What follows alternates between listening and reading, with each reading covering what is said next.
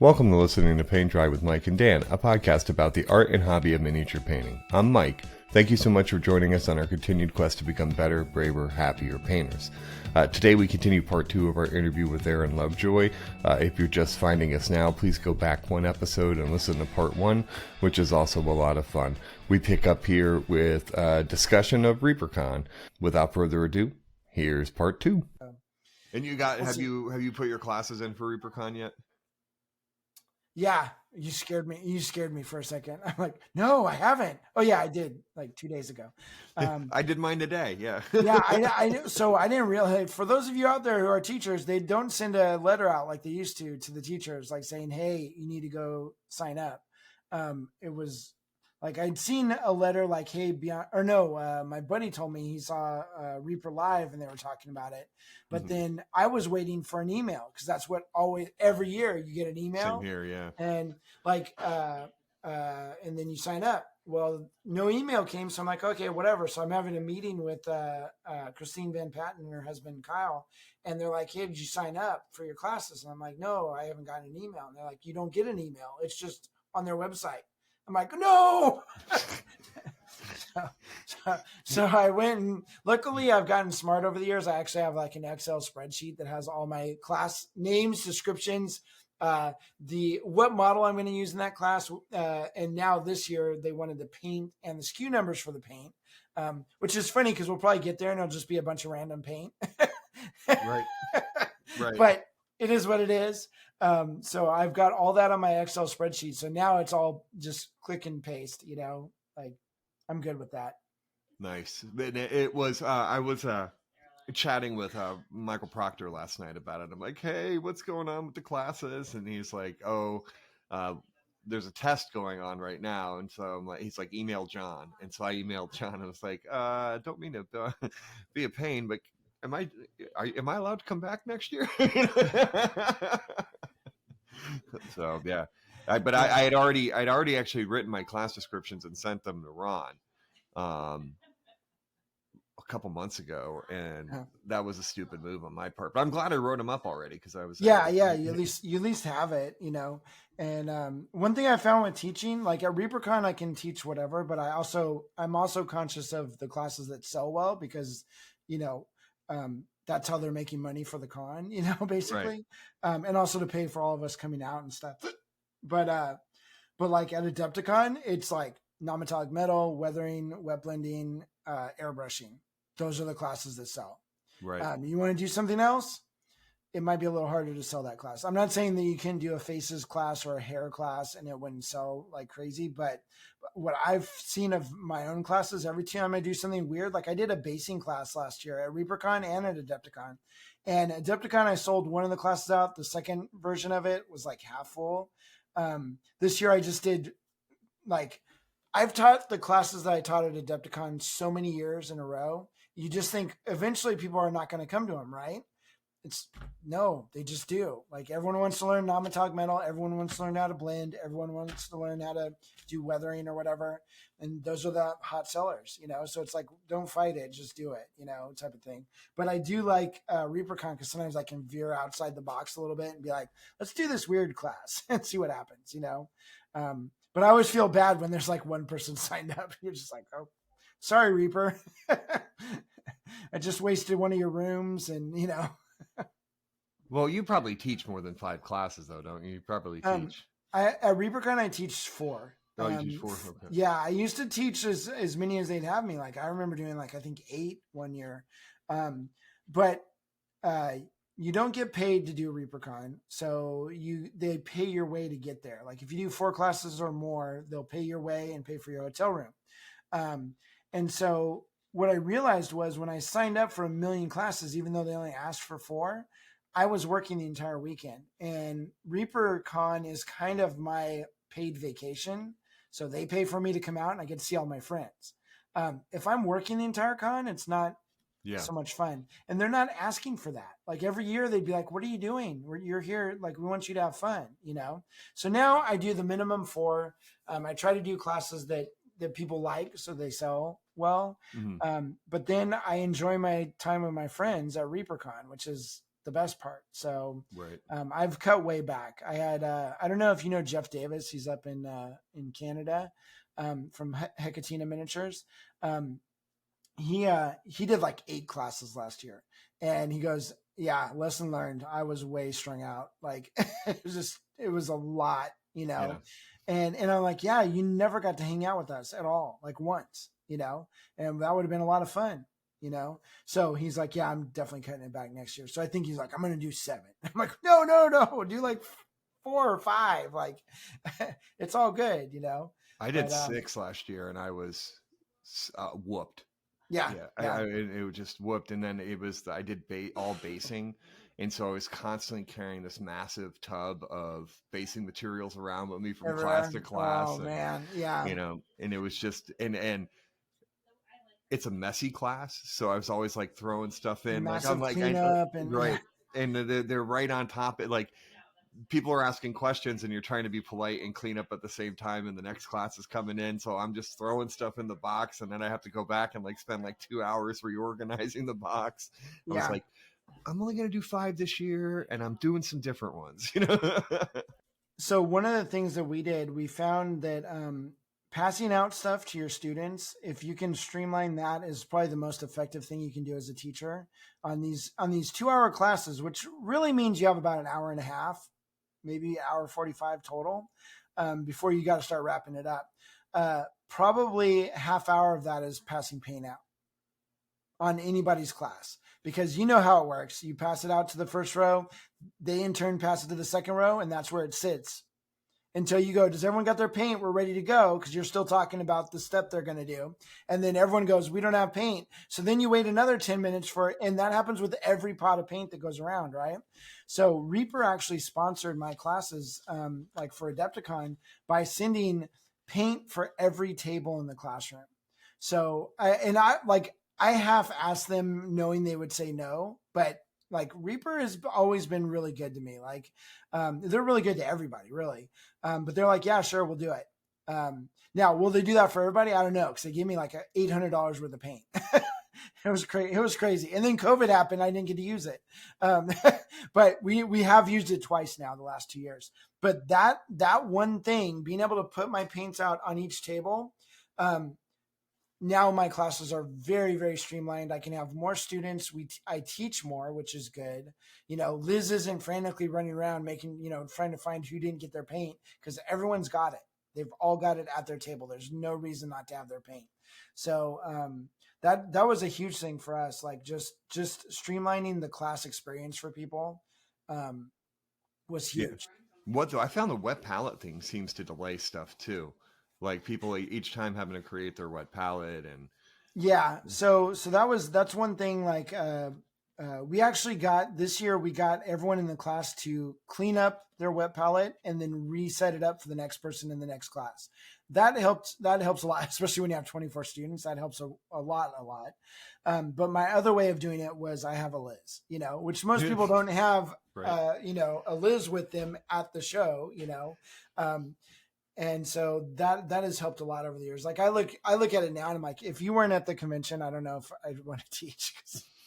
I remember starting classes like dripping with sweat, because you're running around the classroom trying to get wet palettes and paint out to people, and then you stop and you're just soaking wet. And you're like, great, I'm the sweaty teacher, like it's just gross, So I'm definitely thankful for Liz. Has been hugely a reason for success in the fact that we can run larger classes now and teach more students, which in turn means, at Adepticon, it means we pay our taxes this year, so it all works out, but yeah, just thinking about like, if you're like looking at being a teacher, or you are a teacher and you want to get it more streamlined, like figuring out the logistics of everything, like you're doing a basing class, everything should be in plastic bags, like every student's kit is ready to go, and that leaves you a minimum of getting set up type of things, and so that's what we did with the regular painting classes, and that's been great. So I think I would have to switch away from Lynn using texture paste and go Yeah, back to that's the sand hard and dirt. part. Yeah. Yeah. Or like right wow, and this is where it helps to have an assistant. They're doing salsa cups with a little texture paint in each one, like so and then put the lid on so it doesn't dry as fast. I mean it's still going to dry, but um yeah. So little like the thing is, if there's like one thing that you have to pass out, it's not so bad. When it's like every color, and then you always get that one table that's just not paying attention. So like it never makes it past them, like ever. Oh my Ah! goodness. Yeah. Yes. No, I mean, it's, yeah, as being both teacher now and student in classes, totally. Yeah. Like, can we have the damn paint, please? Yeah. The other thing is, it was funny. I was told this at Adepticon this year, and I've been told before in some of my weekend like master classes.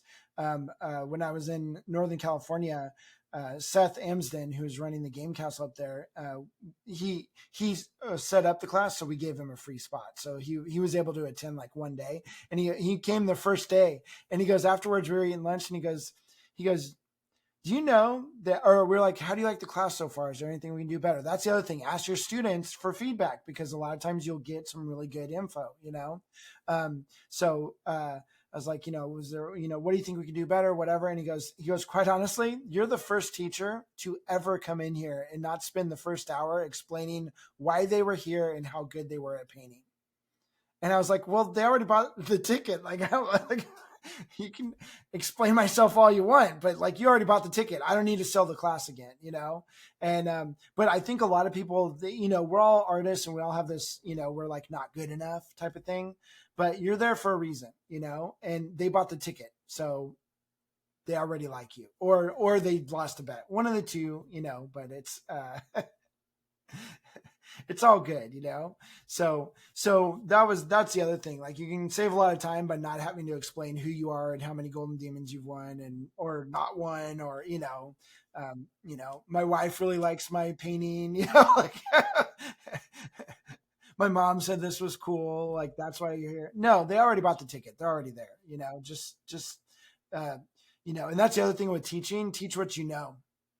You may not know it all on a specific subject, but teach what you know, because that's why people are there. They're there to learn. Like everyone does something a little bit. Like the way you do basing is probably different than the way I do it. On certain things massively, on other things maybe we do things exactly the same.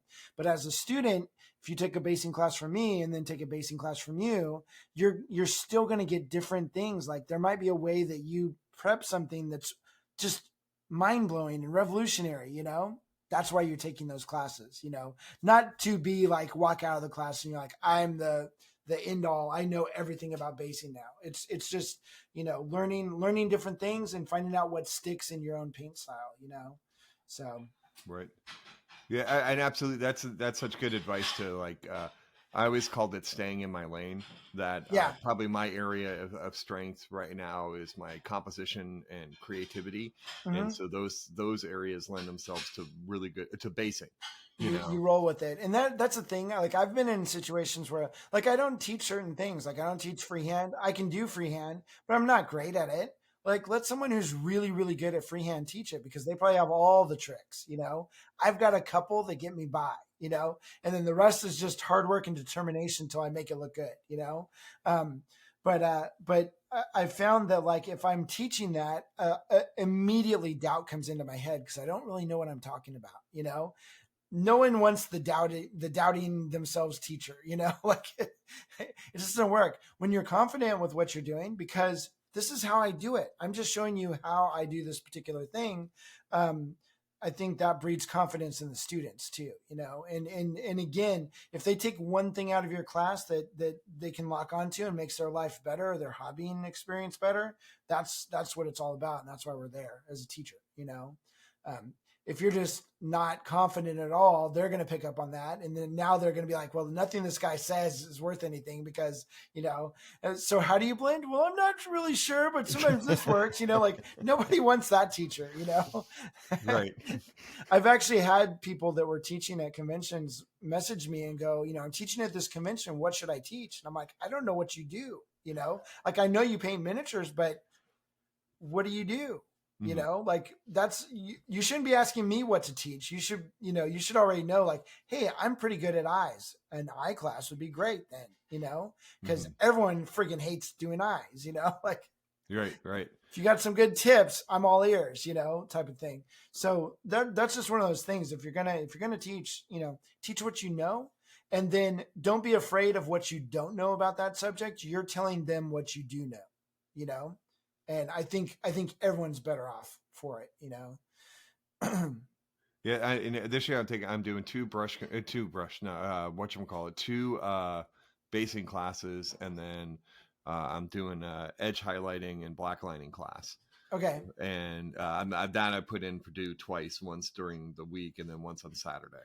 You should do the blacklining class and like show up with a crazy paintbrush, like one of those 4-inchers, and just to see everyone's face, like, okay, blacklining, you need like real fine precision. You're just like, no, you just slather the bottle. It's cool. Like, Right. we're good. A big pot of like latex like Yeah, wash made out of see if latex paint. Yeah. it's just completely opaque. You're like, Right. well, it's kind of like blacklining. They're in all the lines. It's just everywhere else too. But hey, whatever. Yeah, and I was debating about doing. I've been working on this thing of brush control exercises, Uh-huh. and basically kind of doing it as a workshop, like I call it a brush control workout with people, like kind of go through types of brushes and then different brush control exercises to kind of increase muscle memory. You know what I mean? Right. No, I think So, that's a good idea because nobody does that. right. Really. Yeah, I mean, little things like that, like especially if you start breaking down. It's kind of like how, like in my airbrushing classes, I used to always think like, well, how do you get some? What do they practice on? Like honestly, what do you practice on with airbrushing? Like your favorite model? Probably not. Like and then I started thinking, I'm like, well, the safest place is practicing with your priming. You can practice precision airbrushing with priming. And at the end of the day, the model's going to be all black. So who cares if it's speckly? Who cares if you spray too much? Who cares? There's no messed up prime job ever. Well, I guess I'm sure you could mess it up, but um, but as you're learning and so when I figured that out, I was like, that is a really good place to learn. Also, primer's a little bit thicker than normal paint. So when you actually do get to your normal paint, it's a little bit easier than when you're priming, like you have more control. So um so I started teaching my classes that way for that. But I kind of do the same thing in other, like if you're wet blending or whatever, breaking it down into motions that are repeatable. That's the other thing that I learned the hard way is just because somebody paid for a class doesn't mean you need to tell them everything about that particular subject. So I used to do my wet blending classes. I did 4 forms of wet blending. And what I found after a few years was we were always at a race to finish all 4 forms because you only have 2 hours, and no one understood the last 2 because we had to really motor through those. And so I changed it to just 2 forms of wet blending, and voila, everyone's like getting it much better. And so you don't need it's not like you have to tell so much stuff. I think if they learn something, it's more important than the amount of stuff you spit at them. Right. What they take away too. Yeah. And well, if you don't mind me kind of following up. So like how has teaching impacted your painting? um I don't know. I think That's I think fair. honestly, I looked at I paid more attention to my painting, which I think helped my painting in the long run. A lot of times we paint and you're just on autopilot, right? You had a long hard day at work. You start painting your space marines. Immediately you're in this fantasy world and you're killing orcs and painting your space marines. And you don't really think about the actual act of painting, other than the next morning you wake up and you're like, there was a 5-year-old come in here and paint my models. Like what happened? But when I started teaching, I started paying attention to my students and also trying to understand why they couldn't get what I was telling them. And that's when I started breaking my processes down into smaller chunks. Like, oh, if you control the paint this way, it's much easier for you to get the effect you want. But if you don't know to control your paint, you're just, I've painted with some people that are very heavy handed. Like, I can say that I've always had like a pretty good touch, but I've seen guys like, I mean, it's almost like they take a crowbar to their miniature, like with their paintbrush. Like it is like as hard as they can push those bristles into the model. And you're like, whoa, hold on, So I would have never noticed that if I hadn't started paying attention to people paint and everything. And so the more I paid attention to my own painting, I think I started, it was more reliable. Like you do a technique and you could repeat the technique over and over again because you knew what you were doing. It wasn't just, it magically happened. I got lucky that time again. And my first 10 years painting was all about luck. Like I remember coming out of like a golden demon and I was like, if anything happens to this model going up to the contest or coming away from the contest, I don't know how to fix it because I don't know how I got to this point. Like I just painted until I thought, okay, this is good enough to hopefully win. And in some cases they did win, but I could have never recreated what I did. And now I can recreate pretty much anything I do because I understand how I did it now. And I think is the biggest difference. I think I learned more teaching in the first few years than my students, which is, I don't know what that says about my teaching, but it was just always like it was looking deeper at what I was doing, and I think I'm a better teacher for it now too, but I'm definitely a better painter because of it. Yeah. It absolutely feeds into itself for sure. Yeah, Yeah. I mean, the fact that you're learning from your students and learning from your processes and stuff, that's awesome. That's a great thing. It's always more steps on the better, braver, happier journey, Yeah. I mean, take my online classes that we did. We started those during COVID, and because there weren't any, you couldn't go to a class. And but what we did is we had flyers that went out after each class, and like, hey, what did we do good? What could we do better? Blah blah blah.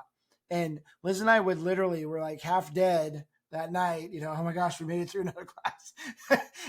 And we'd be going through that list of things. And like some, a lot of it was really good feedback, every once in a while you'd be like, you guys suck or whatever.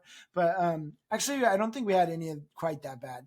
But what we learned was the classes evolved very quickly into a really good experience for the students because we listened to the students and some of the suggestions are not feasible. Like people don't, you just sort of, hey, you should do this, not realizing that would be like 84 hours worth of work and it's not physically possible through a computer, but you should fly to every student's house. Okay, yeah, we are totally going to lose our shirts in this class.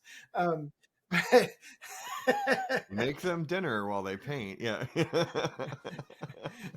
$150 class cost me $400 for the plane flight. Yeah, that's, I don't know.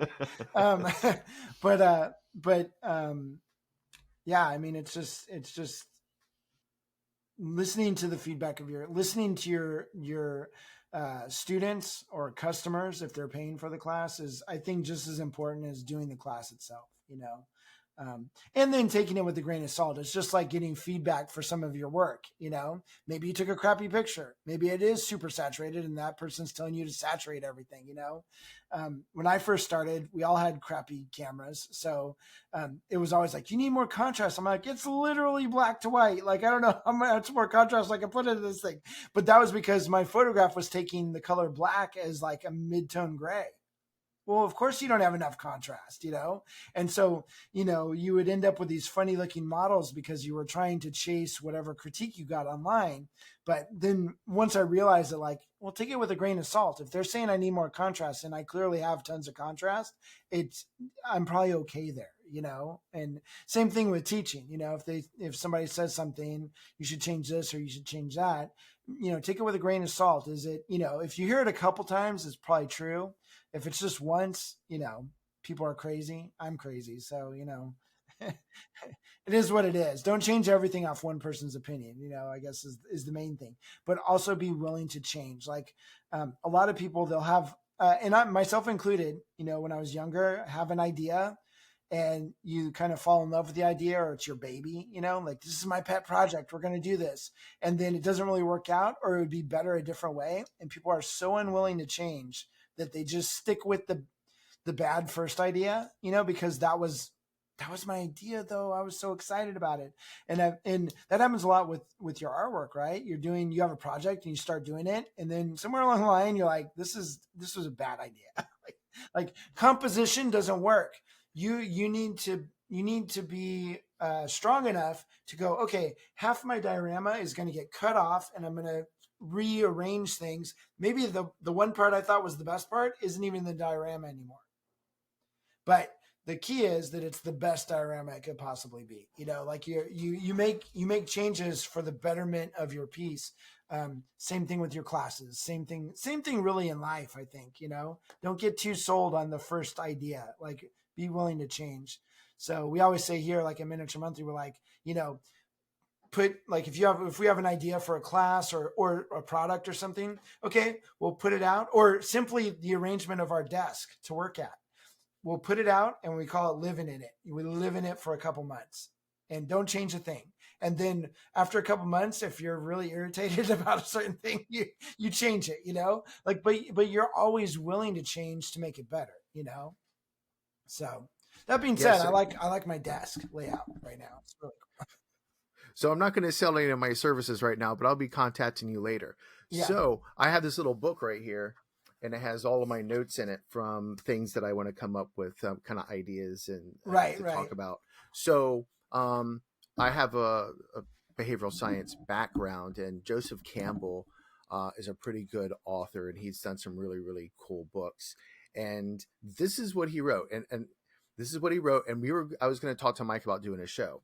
It says, we must be willing to let go of that life we planned so that we can make the life that has been waiting for us. That is pretty close to what you were just talking about. You got to let that go sometimes. And yes, it kills your ego. It feels like you're a failure. Sometimes you feel that way. But maybe it just wasn't meant. Maybe it was just that taking that first step. Like, hey, in this diorama, it got me thinking about more. And I was thinking about the Space Marine on top of the mountain killing an orc. But as I created it and started to think about it and started to put it together, now it's a Space Marine on a spaceship, and he's fighting a demon or something, Tyranids or whatever. Yeah, exactly. And it changes, and you're like, wow, you know what, I really, really wanted that orc in there, but I realized that this is much better. This is a better diorama. And I feel good about it. I wasn't, I didn't have to stop, or someone and give a sort of feedback that said, hey, I don't like that. That wasn't good. Or maybe you should do that. You let it naturally evolve, and you made those choices. Right. And I think that's where people sometimes they get a little bit of, a little bit of butt pucker before projects, they start clenching because you're like, okay, the last project I had, it didn't work out the way I wanted to. It was my baby again. I loved it and nobody liked it. That hurts. Right. Or it's just like, I didn't get as many likes as I thought on Facebook or something. So then the next project, they just stall or they just don't do anything. But if you go into each project going, hey, you know what? We're just going to take the first step. We're going to start moving forward. And if I need to make a right-hand turn and go sideways, I'm going to do it. I've opened myself up to that, like nothing's set in stone. And I think that starts opening you up and you're more willing to start projects. Like you just start projects. A project will never get finished if you don't start it. Believe me, I know. that was something I wrote, and I'll share it here with a coach friend. We were talking about how to start journeys, and everybody hears the first step. What is it? Something about your journey starts with your first step or something like that. So we were talking, and I said to her, no, your journey doesn't start until you put your boots on. And she thought for a second. She's like, sometimes you got to prepare. But that was years ago. And as a planner, someone who likes to plan things out, there is no way that I can try to put a diorama or a paint scheme together because it always changes. And I know that I'm mixing different thoughts in here, right. but when you want to take that step and you want to start your journey of your diorama or your painting, you can't front load everything. You can't say, well, okay, here's all the paints I'm going to use. Here's the 15 different figures I'm going to use, because you've narrowed now your focus, and you can't, or you can, but it's going to take a lot more to say, well, I invested 30 hours putting this together. I invested all this money, but man, I got a really cool idea now. And now you feel like you're kind of stuck. And now, that's like only being able to hit a fastball, and then the pitcher throws you curves. You're like, well, then I quit. No, learn how to hit the curveball. Like, okay, I gotta go play something else now. No, and that can be very discouraging, because I'm pretty sure there's a lot of us painters that like the planning part of it in the process more often than not. And I think also just like think about like the last project you did that was really big. It had a big scope, and you never finished it because it kind of went sideways and it just didn't work out. But you spent like 60 hours on it. Like, that's a massive amount of time to just be wasted, So that reinforces our not wanting to do anything. You're like, well, last time I did this, it was really bad, But I think you can't look at it that way. And I think some of that 60 hours wasted was you weren't willing to turn right when you needed to, or refocus and move a little bit differently. And I think that happens, so someone comes up, I see it all the time in contests. I spent 100 hours on this and I got, honorable mention or something, like just not what I was expecting. And they're so bummed. And it's like, well, yeah, but you can also spend 100 hours in the wrong direction, like I've done that, so it really is one of those things where I think if you start opening yourself up to change and doing something different, that helps. So my Golden Demon project that I've been working on for the last year and a half, I had it originally set up kind of as a long rectangle box. And it was really cool, super cool. But then I showed my buddy, and he's like, it's too much of a rectangle box. Like there's no good way of viewing this. And I knew exactly what he was talking about, because in the back of my head, I'm thinking the same thing, but at the same time, you're like, well, I've spent a lot of time on this. But it was like, I found that it was actually easier than I thought to change the shape of the diorama. So now it's in the perfect viewing angle for what I needed. But I would have never known that without starting it the way it was, Sometimes you just got to start in the wrong direction, but at least you start it. And then you make decisions to make it for the betterment of the process. You become the Tao of miniature painters, the greater good is happening, and at the end of the day, maybe you still get an honorable mention, but it was a better piece than it would have been. So who cares, Right. Like I said, if you put your heart and soul into something, you're going to come home with a really awesome piece that you can be proud of in your collection. And if nobody else liked it, then whatever, but I just go by fake it till I make it. Yeah, fake it. That's the other thing, just Liz always says I'm the bull in the china shop. Like she's like very calm and collected, and like, we're going to do this and take 2 steps in and 1 step back. And I'm just like barge into the room and run over anything that's in your way, so maybe in some ways you need a partner who helps counter that behavior. Right. But... Yes. You should always have a compliment. Yes. So, right. but or you could do something like hire Miniature Monthly as a coach. Yeah, that you could do that too. That can help. Well, I think it's important. I think that's one of the things that we never really touch on as much as we should probably on the podcast, is the importance and value of private coaching and getting. For lack of a Mike, better we phrase. have that as a tier in Patreon. I know, but we don't have anybody who does it. So no, they're probably not even listening. So they're not even listening, so it doesn't matter. It doesn't matter. So when you want a real coach or a teacher, you just go to Miniature Monthly. They'll hook you up. But I think they had the value of it. I mean, I guess it kind of was. I knew the importance of it. I've done a couple of sessions here and there with people, but I think that taking the loaded brush class, the 5 minutes of one-on-one time with Ben Kometz was invaluable. Like the rest of the class, okay, great. But that 5 minutes was so like totally changed my direction and opinion. And you know what I mean? Like, yeah, It just it's such a opens a door. And what's funny is you might go through that door and then suddenly the technique even morphs even further to a technique you can do really easily.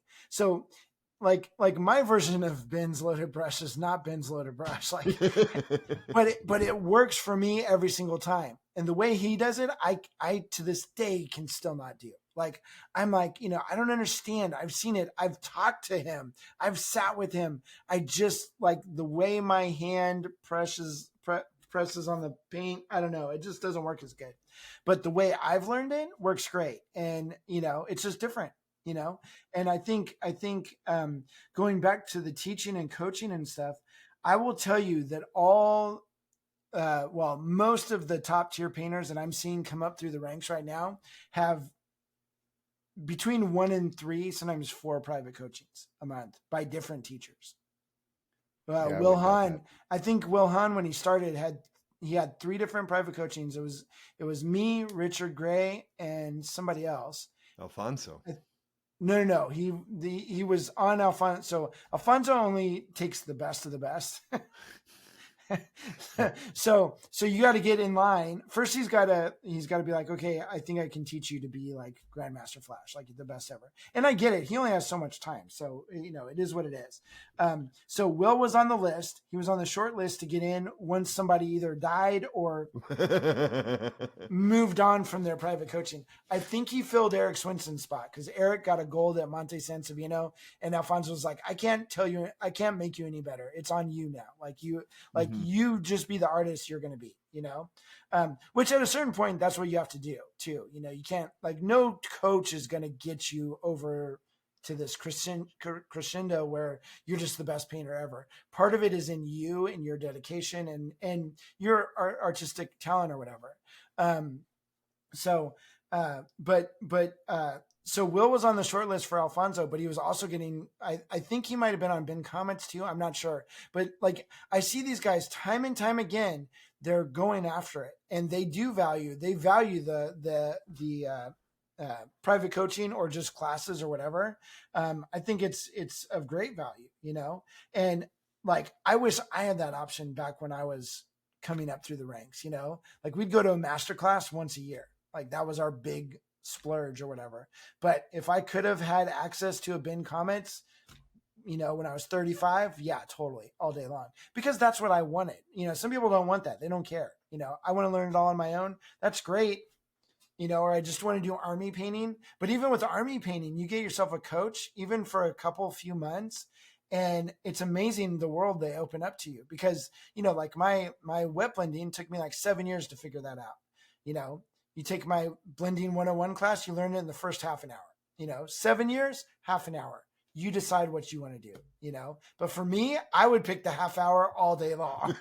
That was a brutal 7 years, because there was literally nobody to tell you anything back then,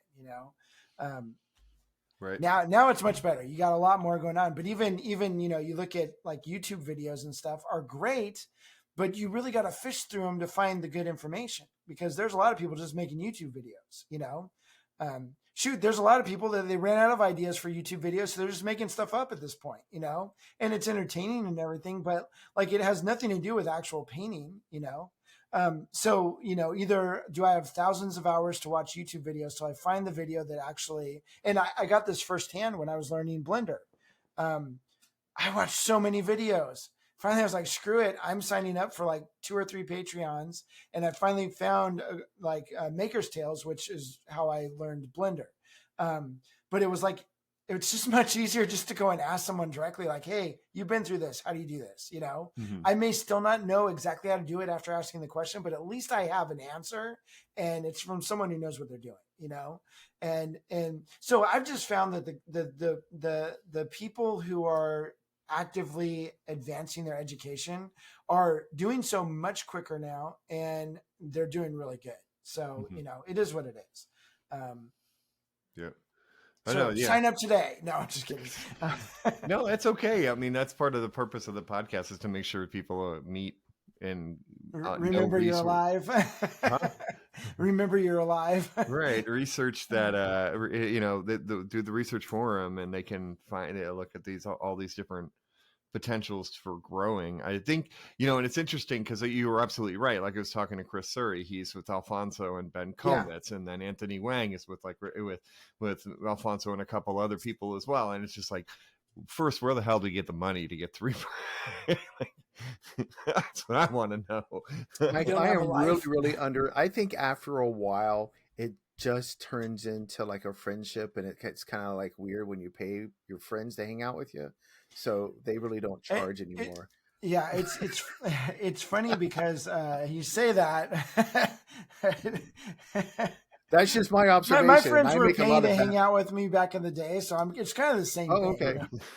I know. I mean, I have to pay people to hang out with me too. Yeah, exactly. But it's it's one of those things. It can be kind of weird sometimes, but not really. I mean, this is what I do for my job, and people come and go all the time, so I'm not, it's not that weird. I totally appreciate it too. There's some people who sign up for private coaching and never show up. They're just supporting you with $50 a month or $60 a month or whatever, So there's that too. Like, you got to realize, like, your financial. This is what I learned in business class. So I'm really horrible at business. Maybe better than most artists, but I'm still pretty horrible at it.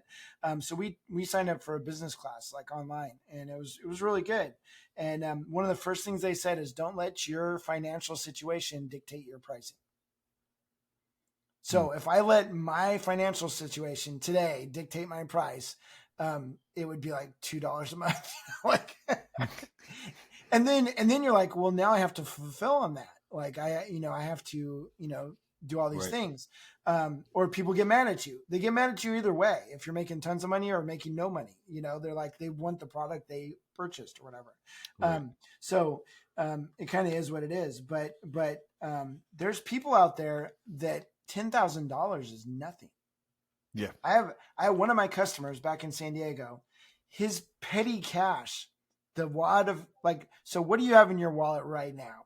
I think I have $40. Like, I because I don't spend cash. I've had too many times where I had no money and just my wallet. So, and no credit card or anything. Yeah, exactly. So most people have a few bucks in their wallet, right? Yeah. Or none. Yeah. So I have 40. This guy carried 10,000. Wow. Yeah. There's no way you can even fathom what that guy's life is like. Can we get an address so I can go, like, rob him real quick? He's like the coolest guy too. He's a nerdy gamer. Showed up at the game store in a Rolls Royce, because that was the car he had. He didn't have another car. Sorry. Damn. I have a Rolls Royce. But it's just a different. You don't understand other people's financial situation, and clearly they probably don't understand yours either, because it's like, like this guy, when he would go somewhere, like, he's like, hey, we're going to LVO, which he went to LVO a bunch of times and competed in tournaments and stuff. The friends that he brought with him, none of them could afford A, the hotel he was in, B, any of the restaurants he went to, and C, the private jet that would fly him there. So none of his friends could afford that. None of them. So he just would pay for everyone. Damn. And it was nothing. It was like nothing. It wasn't like he made more that morning waking up than the trip cost, by a long shot. Wow. This guy was making like $1 million a day. Just so that's the reality of some people. Then I have my reality, which is like, I ain't paying $5 for anything, like, whatever. But when you're pricing yourself, or when you're creating a product or whatever, you can't go with what you know. You have to go with what either A, the market will bear, or B, you got to do some research and find out who are the customers that are buying my stuff, Right. And that's important, because otherwise you're going to undercharge. The funny thing is, you're still going to be too expensive for the people who can't afford you.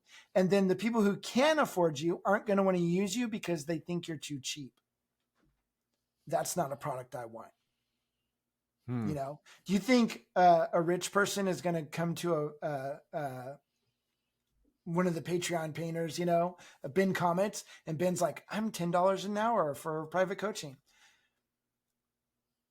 No, because anybody can get that. I want a guy who's, like, untouchable, Right. So it's a little bit different, you know, obviously you can't charge too much, but I think you also can't really put your own financial situation on what you're charging, you know. Mm-hmm. And some people, they're never going to be able to afford it, and I feel bad, but also I got to feed my family. And I think the best thing that ever happened to me as a miniature painter, doing it professionally and being a teacher and a coach and all that stuff, was I went bankrupt after having my silkscreen shop. And nobody came to my rescue. None of my customers that I gave deals to or was super cool with, or, you know, went on trips with or anything. None of them came to my rescue when I went down. You know, in fact, my best customer said, "You should have charged more." I was like, wow, that hurts. But, you know, you're right, you know. So I just learned that, you know, not everyone's going to be able to afford what you're doing, but also you need to be able to feed your family at the end of the day. And if you can't do that, you should really do something else. Like, that's the first thing. Right. But on the other end of it, you got to at least feed your family. And I learned that my pricing is based off me feeding my family. That's it. You know, if 99% of the quotes that I put out for commission painting are never even responded to. It's just like, I'm not even going to say no, because, you know, like and I'm not the most expensive painter out there, you know? Oh no. But I learned to be okay with that, because I'm also a people pleaser, and I want people to be like, oh my gosh, that was so cool that you painted that for me. But if my kid's not eating breakfast because I didn't charge enough, you know, and I'm working for free at this point, that doesn't help my family. So I think having a family definitely helped. And also having that experience early on in life, going bankrupt, helped too, you know? So yeah, a lot of life lessons there for sure. Yeah, exactly.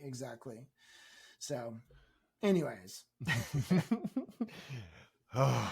so the hard part of business, or the painting business, you gotta value yourself. And sometimes you got to put a little bit more value on you to get more people to value more. Like, it's really weird how that works, but you know, yeah, it's I like mean, that. it's all perception, right? Like, you know, There was when Patreon first came out, there was a lot of blowback of like, how could these people be charging for videos when you can get them for free on YouTube and all this stuff? And it's like, yeah, but none of the top painters are doing videos on YouTube at that point. None of them were, because they were like just barely surviving and feeding themselves. They couldn't stop and edit a video, you know, like, it's not going to happen.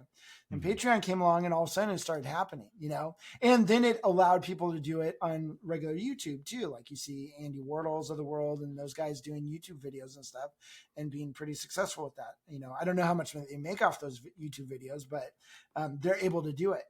I think a lot of it's repurposed Patreon stuff. Yeah, I think, yeah, or shortened Patreon, and right. you know. But yeah, I mean, that made a huge change, and all of a sudden you started seeing better content coming out. I think the whole community got better because of it, you know. So, you know, it's just strange. I don't know. People are weird. You just got to be confident, and if you're going to do this as a business, you got to get confident in your own work and your pricing, and just stick with it. Don't have your children starve, or your future children, or you ain't gonna have any children if you can't go on a date. So you gotta charge enough to at least do that, you know. You know, and I've seen a lot of my friends who are top tier painters, and the, you know, miniature painters, especially before the Patreon days, like, literally could do nothing. They were so broke, you know. And you're like number one in your field. Like, how sucky is that? You win the Super Bowl, and then you go home and you're like, sorry, babe, we can't eat this week because, you know, I don't get paid to play football because I love it, you know? Like, that would suck, you know? Like, so I don't know. Anyways, the fun of money. The podcast for people is a roller coaster of, you know, horror stories, business advice, financial, you know, like, for the love of God, feed your children, you know. There's really what it comes down to: feed your children, or the hope to have children eventually, or, you know, the hope to never have children. That costs money too sometimes. So, you know, like, either way, kids get involved somehow. Right. Fuck everything up. Yeah, exactly. Well, I always told people, I go, you know, when my kids were growing up, you know, they didn't care that I painted for George R.R. Martin. They could care less. all they cared about was that they were eating. Did they have their Fruit Loops in the morning? So if I went into painting for George R.R. Martin, like, oh my gosh, I'm Uber fan, I'll do it for free, or I'll do it at a cut rate because you're so awesome. That my kids wouldn't have cared. They don't know who he is. Like now they look at it and they're like, oh, that was actually pretty cool. Like, but back then they just were hungry, Right. and that kept me leveled. I think really at the end of the day, it was like, this is a job. Doesn't matter who you're doing the job for. You need a fair compensation. That's what I always called it. Maybe one day we'll get to the point where like it's actually a recognized art form, and I think we're getting pretty close. I mean, there's a couple big time museums that are about to open that are just miniature art, and I'll tell you this right now: the last crystal brush that they had at Adepticon, we went to the Chicago Museum of Art before that Adepticon, and after seeing the art in the Chicago Museum of Art and then coming back and doing crystal brush, I can honestly say at least 10 of those people. 10 of those models that were in Crystal Brush would have looked totally at home in the Chicago Museum of Art, like as like uber $1 million artworks, type of thing. So I definitely think that like we have, as a community, which is awesome, we have pushed so hard to level the artistic value or just the level of art is starting to get unbelievable, and that's cool. Like we were there, we were part of it, we may have gotten trampled over it too, but we were there, like it is what it is. So, well, even one of your artists for Miniature Monthly, Matt, had the show in Seattle, right? Yeah. So Matt's one of the only ones I know who's actually doing art exhibits of his miniatures. Yeah, I don't know anybody else who's done it, maybe other people have done it, but I think you would post it online. Like, I think I would have seen it, Yeah. But Matt's done it twice now. The first time he did it with other artists. This last one was just him. Yeah. That's pretty amazing. And he's smart about it. He has blown up pictures of the piece on the wall, and then the piece is on the table in front of it. So, because a lot of people will probably walk in and be like, oh, that's cute. Right. Way to go, Lego boy, even on a bust, which are bigger, you still can't see them very well. You see that on the wall and you're like, that's an amazing piece of art. And holy crap, it's that big. Right. That it's a good way to display it. And Matt's kind of taken the, he was one of the first ones to actually do prints. I've got a couple of his prints up in our guest bedroom. We call it the DiPietro wing, which hopefully someday he'll come here. Like, hey, you can go in your room, but I don't know. I honestly think the miniature artists should do that more, like sell prints. I know that there could be problems at some point with maybe IP, like if you did a Games Workshop, Horus, and then you tried to sell posters of Horus, like that could be a problem maybe. I don't know how that works. I don't actually think so. Once you put paint on it, yeah, I think once you start altering it, it becomes to an extent. But there's stories about like Disney like suing people for doing birthday cakes with Mickey Mouse on it. So there's a fine line. There's a gray area there, and there is. But the thing is, there's plenty of companies that would love for you to actually do prints because then their stuff gets out and more people buy their stuff. So right, it is what it is. But I wish that more painters would do that because I would love to have like Kirill Kanev pieces or Ben Kometz pieces or around my house. I'm a super geek for miniature art, and that's what I like. I like going in the Chicago Museum of Art. It's kind of like, okay, this is cool. I look at things. I'm like, wow, that is really well painted. But I don't need just a big picture of some lady and dude in their ballroom gear. I don't care. It's not my thing. But seeing a miniature or a little diorama, like that gets my blood flowing, like it's just super cool for me. I've always had that passion since I was a kid. So, having stuff like that, like, or even having pictures of it in my house, I think would be super rad, So, but we just don't see it very much. I think people like, it's kind of like Patreon. People had to get warm up to it. And then they're like, oh, I get what this is doing. I get what it's doing for the artist. And I get what it's also doing for me as a consumer of that art or whatever. But yeah, I think maybe someday it'll be a thing, but just not today. We don't want to keep you too much longer. We're actually already almost at the 2-hour mark. Yeah. I have a private coaching in half an hour. So yeah. All right. So we'll do the last two kind of wrap up ones. And Okay. so this is a little bit of a different context because you're a sculptor now and of yourself, but is there a miniature out there that you want to see produced that hasn't been done yet? For example, I use the Dark Tower Stephen King characters. I'd love to see those. Somebody create the Cotet from that. Is there something that you'd like to see done that hasn't been done yet? It's funny coming off the top of my head, not really, because like we are in the age of miniatures right now. They've made everything, it seems like there's so much cool stuff out there. I really do have kind of a flair for sort of the like evil looking Egyptian models. I saw a couple recently where they were kind of like almost like cat women, but Egyptian dressed and just creepy looking. But as far as like a particular model, every year at Gen Con, we don't buy models anymore. We buy art. We go to the artist row and we just buy a bunch of art because we have so many miniatures, like we just can't paint them all. So we just been getting art, and sometimes those pieces, like you'd be like, wow, that'd be cool if there's a miniature of this. But other than that, I don't have anything in particular that I really want to see, just because I've seen a lot of cool stuff. Like I don't feel like I'm wanting for anything, at this point. So I know that's a really boring answer to that, but it's kind of the reality we face with all the 3D printing and all the independent sculpting nowadays. Yeah, we're like I said, we're in the age of board games and miniatures basically right now, and it's just like they're coming out faster than you can shake a stick at them, and it's a lot of cool stuff, but it's like, you're like, oh, I wish they had mummy models. Well, actually we have those. Okay. Well, that's okay. Yeah. And they're really cool. Okay. Well, what about this? Well, they actually have that too. It's almost like we've done everything, but people keep coming up with new stuff. So there's, the Patreons alone, the STL Patreons, I think they ran out of stuff to do like a year ago or something. So now you're starting to see these weird mashups where like, this is a horse shark werewolf. Yeah. Okay. I mean, it looks kind of cool, but like clearly you're out of ideas. Right. Good God, we do not need 40 different versions of Cocaine Bear.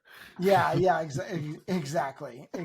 So, I think the like if they can ever get it to where like the models are like articulated or something where they can start moving, that would just, it would be over at that point. But I think we're still a ways off from that, but yeah, I don't have anything in particular that I want. I just like it kind of all. All right. Our motto is better, braver, happier painters. Is there any painting advice you would give to any of our listeners as they continue their hobby journeys? I would say just keep moving forward. Don't let failures stop you. Obviously, I think just keep taking one step in front of the other. This is one of those hobbies where it's really exciting at first, and then you become complacent, or it's a really good procrastination hobby too. So I don't, you can very easily spend a year not painting, thinking about painting.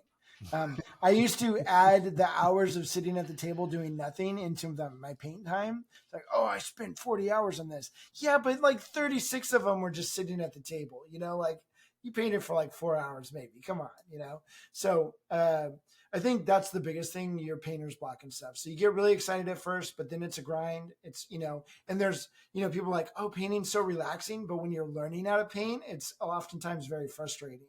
And you got to break through that. So some of that is, like, I think the biggest thing for me is we had a painting group that would get together every Friday night. It was me and my best friend, John. And like, sometimes it would just be me and him.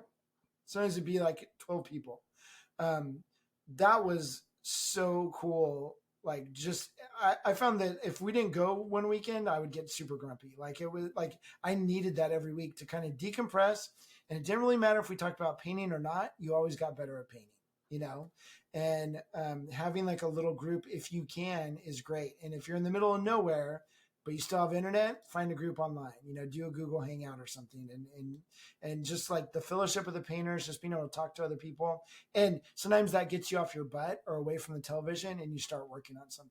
And sometimes you got to trick yourself into painting. So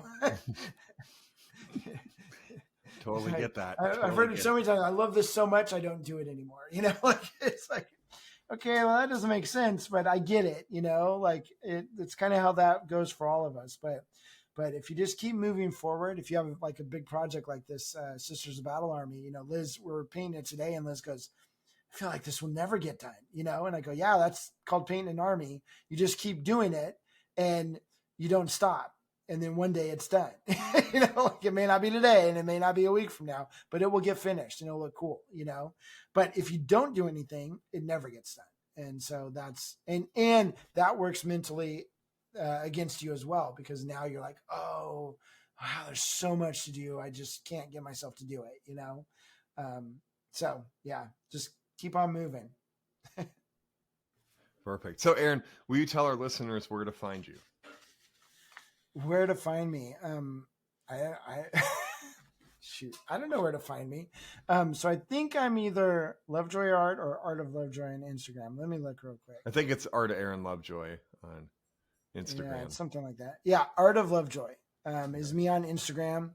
It's all one word, and then Aaron Lovejoy on Facebook. That's the one that I normally go, or that's my main account on Facebook. Obviously we have Miniature Monthly. If you go to patreon.com/Miniature Monthly, that's our Miniature Monthly. We have videos from Elizabeth Beckley, Matt DiPietro, myself. And then we also have private coaching from Matt and myself. Elizabeth's taking a little break from private coaching now. So, but there's still spots open for both Matt and I. If you want to go down that route, you can take one or you can do a whole bunch. It doesn't really matter. And you can also get private coachings from our website, which is miniaturemonthly.com. And then we're now selling miniatures on Miniature Monthly. So, which is really cool.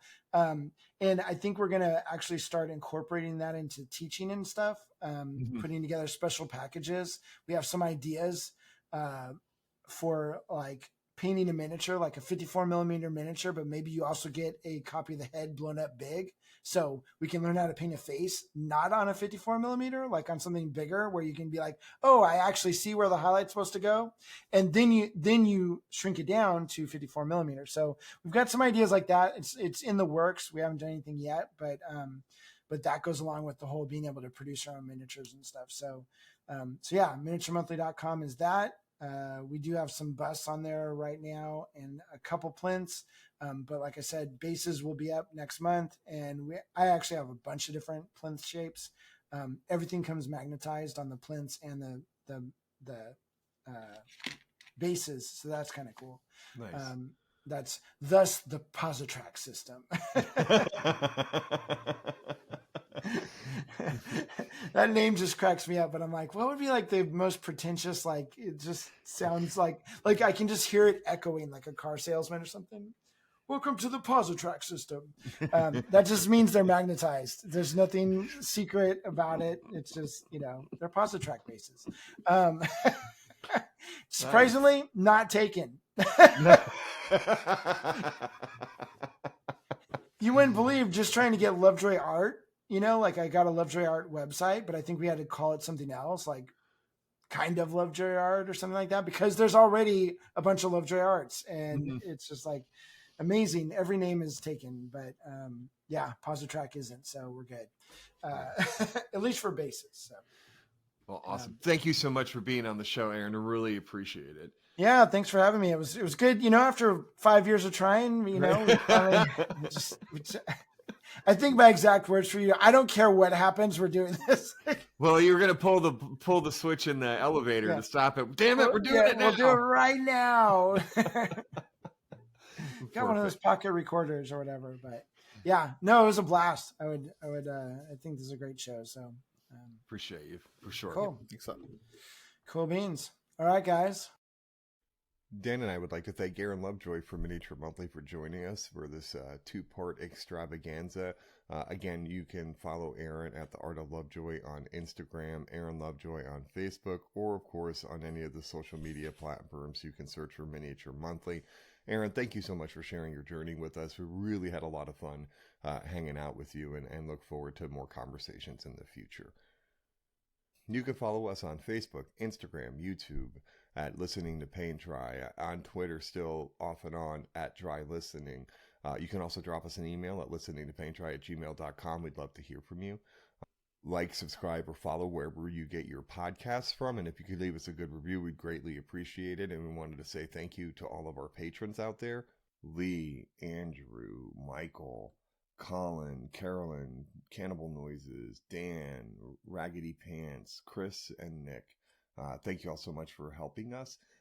If you're interested in becoming a Patreon too, please check out our link at Listening to Paint Dry. We also have, you can also click on our link tree to find all of our links. While you may have to take things with a grain of salt on your journey to become a better, braver, happier painter, it's important to remember to look for the grains of truth. Until next time.